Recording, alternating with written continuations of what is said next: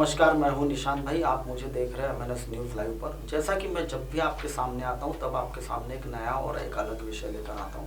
आज भी मैं आपके सामने एक नया और अलग विषय लेकर आया हूं। जैसा कि मैं बता दूं आपको कि यहाँ आज हम जो जानकारी आपको दे रहे हैं यह वन्य जीव विभाग की ओर से लगभग कई जंगलों में, यानी जो वन विभाग के कई जंगल है जो रिजर्व फॉरेस्ट के तौर पर रखे गए हैं, जिसमें अभी हाल ही में मैं आपको बता दूं न्यू नागझीरा सेंचुरी और नवेगांव बांध सेंचुरी, यह दो जो है यह अभी नए से बनाए गए हैं। हाल ही में इनका गठन किया गया है और लगभग कोका अभयारण्य और नागझीरा का कुछ इलाका, नवेगांव बांध का कुछ इलाका, ऐसी बहुत बड़ी यह सेंचुरी बनाई गई है जिसे टाइगर रिजर्व कंजर्वेट फॉरेस्ट के नाम से भी जाना जाता है।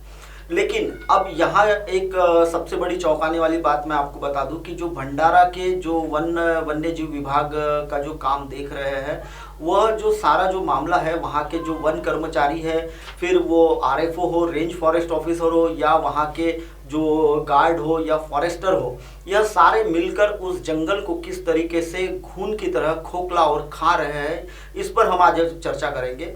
हाल ही में हमारे पास एक खबर आई हुई थी, या हमारे पास पड़ताल में कुछ कागज हमारे हाथ लगे हुए हैं, जिसमें पीपल्स फॉर एनिमल्स वन्य जीव करके एक संस्था है। यह संस्था के बारे में मैं आपको बता दूं, यह जो मेनका गांधी जो इस संस्था की संस्थापक और प्रेसिडेंट फाउंडर मेंबर भी है, और उन्हीं की यह संस्था यह रिजर्व फॉरेस्ट के तहत काम करती है। और लगभग वन विभाग के जो जहां भी कहीं कुछ होता है तो यह संस्था के ही कर्मचारी वह देखने के लिए जा सकते हैं, क्योंकि फॉरेस्ट एक्ट के तहत अगर आप किसी भी जंगल के प्रीमाइसेस में अभी जाते हैं तो आपके ऊपर कानूनी कार्रवाई फॉरेस्ट एक्ट के तहत की जाती है। लगभग आपको जो वहाँ के जो डीएफओ लेवल के जो अधिकारी होते हैं या फिर सब डीएफओ करके अधिकारी होते हैं, उनसे आपको इजाज़त लेनी होती है कौन से कंपार्टमेंट में जाना है, और वो जब जाने की इजाज़त देते हैं तभी उस प्रीमाइसेस में आप जा सकते हैं। जैसा कि अभी आप जो देख रहे हैं, हमारी जो टीम है, चैनल की टीम है, वह उन्हीं जंगलों में गई हुई थी। लेकिन हमारी जो गाड़ी जैसे आप देख रहे हैं वो सड़क से जा रही है। वहाँ से राज्य राखीव जो मार्ग होता है, स्टेट बीएंडसी जो होती है, महाराष्ट्र गवर्नमेंट का जो लोक निर्माण विभाग है, उसकी बनाई हुई सड़क है, उसके ऊपर से हमारी अभी गाड़ी जा रही है। हमारे कैमरामैन और जो हमारे जो न्यूज़ रिपोर्टर है, वो गाड़ी से उतर नहीं पाते थे, क्योंकि वहाँ के जो डीएफओ है उन्होंने हमारे चैनल के प्रतिनिधि को परमिशन दी हुई नहीं थी। दर्शकों, मैं आपको अभी बता दूं कि लगभग जो वन विभाग का, वन्य जीव विभाग का जो अभयारण्य जो बनाया गया है, उसमें कंपार्टमेंट नंबर 160, 165, 168, 169, 172 और 173, 175, 176, 170 और 179, 180 और 384 और 385, यह जो कंपार्टमेंट मैंने आपको जो बताया है, जहां से अभी हमारी गाड़ी जा रही थी, यह कंपार्टमेंटों में बड़े पैमानों पर जो सागवान के जो झाड़ होते हैं उनकी कटाई की जा रही है। लगभग यह जो कटाई करने वाले लोग हैं, यह रात के समय में, यानी भंडारा की जो सीमा है, यह भंडारा शहर की सीमा को लगकर यह कंपार्टमेंट है। लगभग यहाँ से बड़े पैमाने पर वन तस्करी की जा रही है। लगभग इन्हीं कंपार्टमेंट में जेसीबी लगाकर जो गौन खनिज होता है, जैसे कि मुरुम होता है, उसके बाद नालों में से रेती वगैरह तस्करी की जा रही है। और यह सारा मामला जो है, यह सारे जो वन विभाग के कर्मचारी है, इनकी मिलीभगत से ही किया जा रहा है, ऐसा कहना है पीपल्स फॉर एनिमल वन्य जीव की जो संस्था है मेनका गांधी की, उनकी संस्था के जो यहाँ के जो कर्मचारी हैं उनका कहना है। वो जंगल में उस जगह पहुंचे हुए थे। जैसा कि मैं अभी आपको बता दूं कि भंडारा जो जिला है, भंडारा जिले में एक मंडे आरएफओ है, जो कि वन्य जीव विभाग पहले जो रेगुलर फॉरेस्ट में हुआ करते थे, अभी भी वो रेगुलर फॉरेस्ट में ही है, महाराष्ट्र फॉरेस्ट डिपार्टमेंट में ही है। पहले यह गोठनगांव के वन विभाग के रेंज फॉरेस्ट ऑफिसर हुआ करते थे। उस समय लगभग 173 नंबर के कंपार्टमेंट में इन्होंने लगभग 10,000 से 20,000 झाड़ों की कटाई की हुई थी ट्रांसमिशन लाइन वालों के साथ मिलकर। और जब हमने इस हमारे चैनल पर हमने वहां की जब ग्राउंड रिपोर्ट दिखाई थी और वो रिपोर्ट दिखाने के बाद इन पर वन बल प्रमुख के यहाँ से कार्रवाई हुई थी और वहीं से इनका तबादला कर दिया गया था। अब इन्हें यहाँ भंडारा के इसमें इन्हें आरएफओ मोबाइल स्क्वाड करके इन्हें नियुक्त किया गया है। अब आरएफओ मोबाइल स्क्वाड यानी क्या होता है ये मैं आपको बता दूं। आरएफओ मोबाइल स्क्वाड के पास एक टीम होती है, वह रात में गश्ती करते हैं 6 बजे से लगभग सुबह के 4 से 5 बजे के बीच में। यह रात में हर जंगल में जाकर अपनी जंगल की रखवाली करने का काम होता है। जो भी गाड़ियां इनको अगर कोई सागवान की तस्करी या वन जो पेड़ होते हैं उनकी कटाई करता है तो उन्हें पकड़ने का इनके पीछे काम होता है। लेकिन आरएफओ मोबाइल स्क्वाड जो मेंढे है इनके मौजूदगी में यह इतने बड़े पैमाने पर वृक्षों की कटाई की गई है और बड़े पैमाने पर कोका अभयारण्य में वृक्षों की कटाई कर बहुत बड़ा नुकसान सरकार को पहुंचाया गया है। अब जैसा कि मैं बता दूं आपको कि जब यहाँ जो जेसीबी के माध्यम से जो मुरुम कुछ कंपार्टमेंट में से जैसे 385 नंबर का जो कंपार्टमेंट है उसमें से बड़े पैमाने पर उत्खनन किया गया है मुरुम का। अब ये मुरुम वहाँ उत्खनन करने के बाद क्या होता है कि वहाँ बड़े बड़े गड्ढे नुमा जो जमीन में ऐसे गड्ढे पड़ जाते हैं और उसी जगह में जब जो जंगली जानवर होते हैं जो जानवर होते हैं वह गिरकर मरने की भी आशंकाएं बनी होती है। साथ ही साथ इस जो अभयारण्य जो आपको मैं अभी जिस अभयारण्य की बात कर रहा हूँ यह भंडारा का जो नवेगांव नागझीरा अभयारण्य जो न्यू नागझीरा बनाया गया है उसी का एक हिस्सा है और यह कोका अभयारण्य के नाम से भी जाना जाता है। यहाँ काफी देश भरे से पर्यटक घूमने आते हैं, फॉरेनर्स भी घूमने आते हैं। लगभग पिछले वर्ष यहाँ लगभग 300 फॉरेनर्स घूमने आए हुए थे।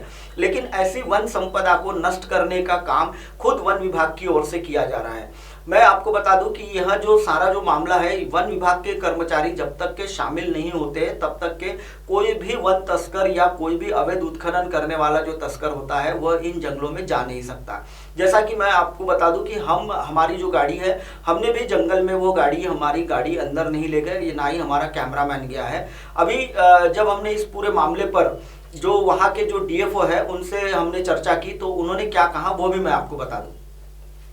लगभग एक रामानुज करके यहाँ के डीएफओ है, उन्होंने हमें जब हमने उनसे इस पूरे मामले पर पूछा कि भाई आपके वन विभाग के कर्मचारी मिलकर जो अवैध तस्करी करते हैं, जो सागवान की वृक्ष की कटाई करते हैं और कंपार्टमेंट से उत्खनन करते हैं तो उन पर आप क्या कार्रवाई करेंगे। तो उन्होंने कहा है कि अभी उनके पास वृक्ष कटाई वगैरह का जो चौकसी जो उन्होंने जो अभी वहाँ की जो जाँच कराई है उसका अभी उनके पास पूरा ये आने का है और अगर ऐसा कुछ होता है तो हम उनके ऊपर सख्त कार्रवाई करेंगे, ऐसा उन्होंने रामानुज ने हमें फोन द्वारा बताया हुआ है।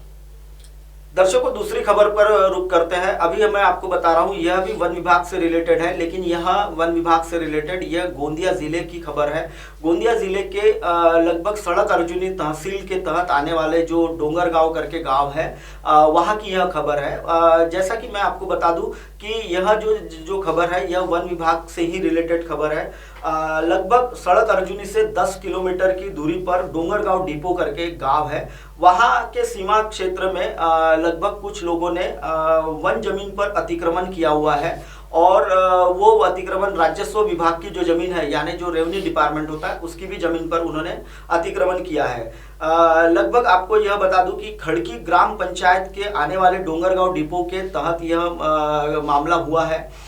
जैसा कि सरकारी जमीन पर गट क्रमांक 138 जिसमें सरकारी जमीन इस हेक्टर जमीन पर बामनी निवासी आनंदराव मोतीराम दामले नामक व्यक्ति का पिछले 90 से 91 से उसका अतिक्रमण हुआ था और वह अतिक्रमण को जो एक सौंदड़ के जो व्यापारी है जिन्होंने उस पर अभी अतिक्रमण किया हुआ है और अतिक्रमण करने का यानी उन्होंने जो प्रयास किया है वह प्रयास ऐसा है कि दिन के समय उन्होंने जेसीबी लगाकर कई वृक्षों को वहां से हटाया हुआ है और वह जमीन पूरी तरह से उन्होंने खाली कर दी हुई है और लगभग वहां अभी आप जो जैसा कि मैं आपको बता दूं कि यह पूरी जो जमीन है यह अतिक्रमण कर एक सौंदर्य के इसने व्यापारी ने उस पर अतिक्रमण किया है। जब यह मौका है तो वारदात के जब ये जहां घटना हो रही थी, जहां अतिक्रमण हो रहा था, वहां जब तहसील विभाग के कर्मचारी और वन विभाग के कर्मचारी पहुंचे तो उसका जवाब यह सा था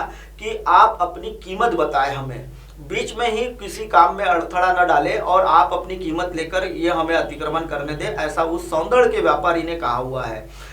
जैसा कि मैं आपको बता दूं कि इस पूरे मामले पर जो वहाँ के जो वरकड़े करके वीडी वरकड़े करके तहसीलदार हैं उनसे हमने संपर्क किया तो उन्होंने कहा कि जो वहाँ के पटवारी हैं उन्होंने मौके का पंचनामा करने भेजा हुआ है और उनकी रिपोर्ट आते ही मैं उस पर एक्शन लूँगा, ऐसी भी उन्होंने हमें आश्वस्त किया हुआ है। लगभग सारा जो मामला है यह जमीनों का, सरकारी जमीनों पर हथियाने का मामला है और ऐसे इसमें कई लोग जो होते हैं जो अपने पैसों का रसूख बताकर सरकारी कर्मचारियों को दबाकर कई जमीनों पर, यह नेशनल हाईवे 6 को लगकर ही जमीन है, इसीलिए यहाँ ये रसूखदार जो जमीन का जो जिसने अतिक्रमण किया है वह इस पर बहुत इच्छुक है। जैसा कि दर्शकों मैं आपको बता दूं कि ये जो सौंदर्य का जो व्यापारी है इसने वैसे तो बामनी भी गांव में एक पेट्रोल पंप है, वहां भी इन्होंने एक जमीन को अतिक्रमण किया हुआ है, जबकि इनकी जमीन वहां बहुत थोड़े पैमाने पर थी।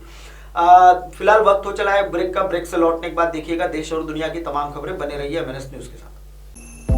MNS न्यूज देखो, सोना चांदी जीतो। सोमवार से रविवार में बताए जाने वाले न्यूज में पूछे गए 3 सवाल का सही जवाब भेजे और सोना चांदी जीते। मोबाइल से WhatsApp नंबर पर अपना सही जवाब टाइप करें MDSCJ और पूछे गए सवाल का सही जवाब इस नंबर पर भेजे 9552838179।